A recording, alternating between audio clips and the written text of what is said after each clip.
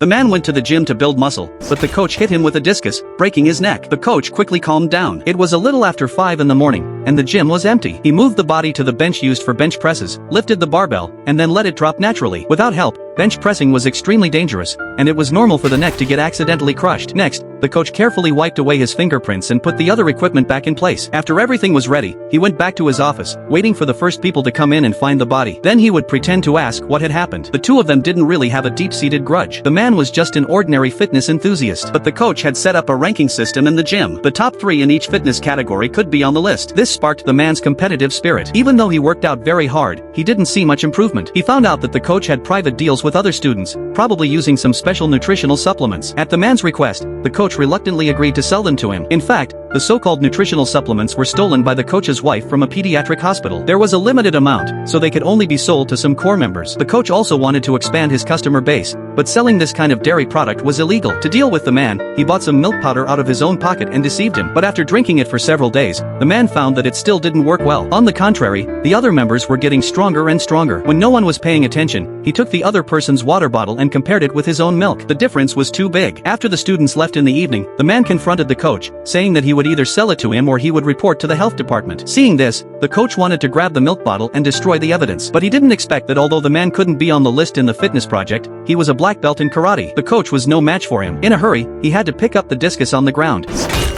The plan had been going smoothly. The police who came to investigate only found the man's fingerprints on the barbell. However, another member found a flaw in the man's death. Because she had learned a lot of fitness knowledge from the man in their conversation a few days ago, so when she heard about his death, she immediately realized something was wrong. She quickly started an investigation and found the coach's abnormal behavior. The woman wanted to give the evidence to the police, but was discovered by the coach. He had already thought that this woman was acting strangely recently, and didn't expect that she was secretly investigating the cause of the man's death. He immediately locked the sauna room, turned the temperature up to the highest, and planned to use an accident again to achieve the perfect murder plan.